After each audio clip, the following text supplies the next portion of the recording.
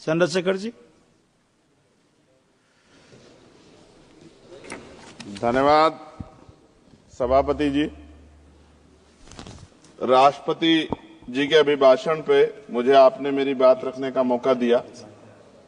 मैं जातिगत जनगणना से शुरुआत करूंगा जिसकी देश को जरूरत है, क्योंकि जनगणना होगी तो आंकड़े आएंगे तो जो बजट दिया जा रहा है वो सही तरह से लोगों तक पहुंच पाएगा, उस बजट का लोगों को फायदा होगा। दूसरी बात, अयोध्या में 3 दिन तक पुलिस ने कार्रवाई नहीं की। इसका खामियाजा एक बेटी को अन्याय के रूप में उठाना पड़ा और मुख्यमंत्री जी यहां खड़े होकर राजनीतिक स्पीच में उस बेटी के अपमान का तमाशा बना रहे थे। ये बहुत दुखदाई है। साथ साथ कुंभ में जिनकी जान गई उनको मैं श्रद्धांजलि देता हूं और मुख्यमंत्री जी को आपके माध्यम से कहता हूं कि वो सूची दे दे तो मुआवजा सब लोगों तक पहुंच जाए। बहुत अच्छी बात है। एक आईना सर मुझे दिखाना है देश भर की सरकारों को। यही बागपत के एक बच्चे ने न्याय नहीं मिला सर, आत्महत्या कर ली पार्लियामेंट के सामने, जितेंद्र ने।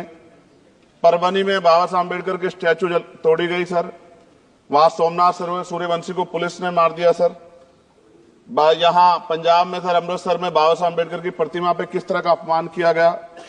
गोरखपुर में 2 दलित बच्चों की हत्या हुई सर। सूरत में एक दलित बच्ची को फीस ना चुका कारण अपमानित किया गया, उसने सुसाइड कर लिया सर। झुंझुनू में राजस्थान में एक बच्चे की पिटाई की गई मटकी छूने पे सर दोबारा। कठुआ जम्मू में सर एक नाबालिग बच्ची का सामूहिक बलात्कार किया गया सर।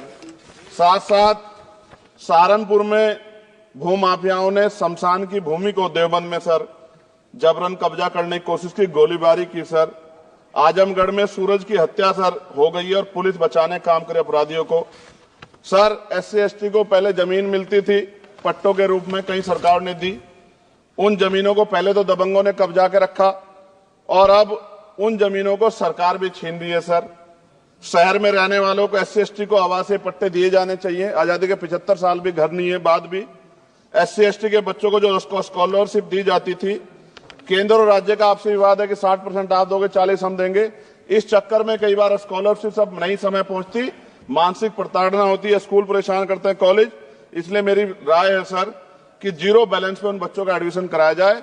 जब सरकार कुछ करना ही चाहती तो बच्चों को फायदा हो जाए।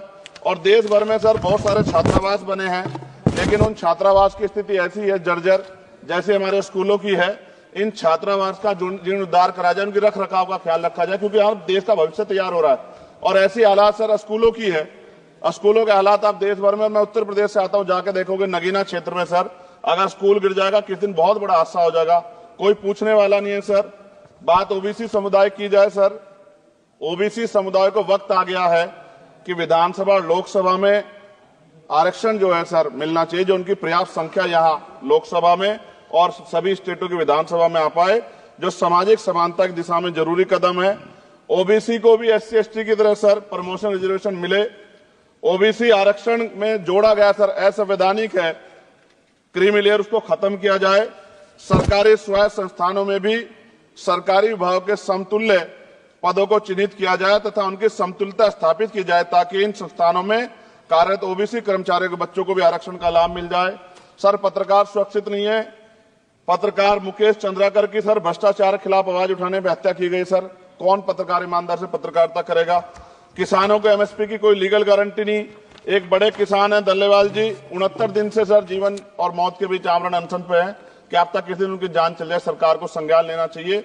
सर माइनॉरिटी की बात करूंगा, धार्मिक आस्था की बात है, हम तो सभी का सम्मान करते हैं क्योंकि हमने शपथ ली है, हम संविधान को मानने वाले लोग हैं। लेकिन सर बड़ौत में भगवान आदित्यनाथ निर्वाण लड्डू पर्व के दौरान दुर्घटना हुई, 8 लोगों की जान चली गई, श्रद्धालुओं की 75 घायल है, सरकार ने संज्ञान नहीं लिया। अयोध्या की तरह उनको मुआवजा दे देते तो उनके मन में भी जो माइनॉरिटी है पीड़ा जो है वो खत्म हो जाती। न्यायालय द्वारा पारित आदेश के बावजूद जैन समाज को जैन महातीर्थ गिरनार जूनागढ़ गुजरात पे पूजा करने रोका जाए, जो उनके मौलिक अधिकार का उल्लंघन है सर।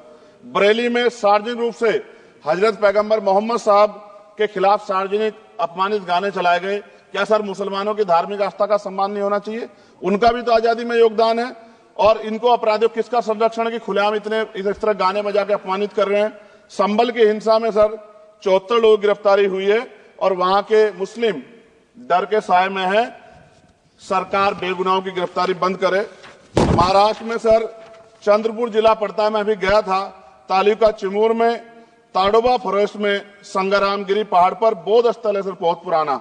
वहां बौद्ध भिक्षु को सरकार बिजली नहीं देती, रास्ता नहीं देती, और इतनी बुरी हालात में उनकी धार्मिक आस्था क्या है सर, तथागत बुद्ध की ज्ञान स्थली होने के कारण बोध गया में बौद्ध धर्म के अनुयायियों के लिए जो बहुत महत्वपूर्ण स्थल है सर, इस स्थल पर अवैध कब्जा हटवाकर बौद्ध धर्म के अनुयायियों को सौंपा जाए। उनमें बड़ी चिंता, देश विदेश से लोग आते हैं, तो यहाँ हमारे देश की छवि भी खराब हो रही है।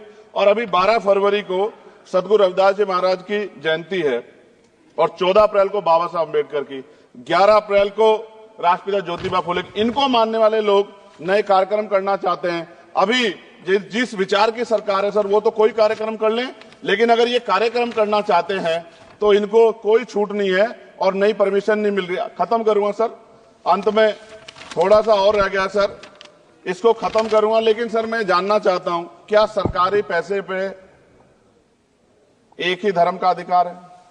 दूसरे धर्म के धार्मिक आयोजनों पे अभी कुंभ में 7,500 करोड़ रुपए खर्च किया आपने। आप रविदास जयंती पे कितना खर्च करेंगे? आप 14 अप्रैल को डॉक्टर बाबा साहब अम्बेडकर जिनकी जय जयकार होती है, उन पे कितना खर्च करेंगे? और उनके विचारों को आगे बढ़ाने के लिए आप क्या सहयोग करेंगे? ये सवाल बहुत बड़ा है। और अंत में सर मुझे आपसे, आपके माध्यम से सरकारों को कहना है सर, क्या इस देश से दलितों, मुसलमानों, पिछड़ों, आदिवासियों को निकाल देना चाहती है सरकार? जिस तरह से उनके अधिकारों को, स्कॉलरशिप को, उनकी पढ़ाई को, हेल्थ सिस्टम में कोई पैसा नहीं खर्च हो रहा है, क्या उनको निकाल के इस देश को ऐसा देश बनाना चाहते हैं जहां कुछ ही धर्म के लोग रहेंगे? सर मैं ये कहना चाहता हूं, देश सबका है, और अगर सरकार ये तय करके बैठ गई कि वो दलितों, मुसलमानों को, पिछड़ों को, आदिवासियों को निकाल देगी, तो सर ये संभव नहीं। इतनी बड़ी आबादी है, हम अम्बेडकरवादी लोग उनके पक्ष में खड़े हैं, क्योंकि हमने शपथ ली है कि हम हर व्यक्ति का संरक्षण करेंगे। और मैं आपके माध्यम से सरकार को चेतावनी के तौर पर कहना चाहता हूं, सरकार अपनी इस आदत में सुधार करे, वरना इसके परिणाम सड़कों में बहुत भारी होंगे। अगर मुसलमानों को, दलितों को आप लोग निकालने के बारे में सोचोगे और उनकी धार्मिक आस्था का अपमान करोगे, तो ये हम लोग किसी कीमत पे बर्दाश्त नहीं करेंगे। मैं आपका धन्यवाद करूंगा सर, लेकिन साथ साथ मैं ये भी कहूंगा सर, और सर खत्म कर रहा हूं सर, 10 सेकंड में खत्म कर रहा हूं सर, आप आदेश करेंगे तो खत्म कर दूंगा। खत्म कर दीजिए, एक सेंटेंस बोलिए।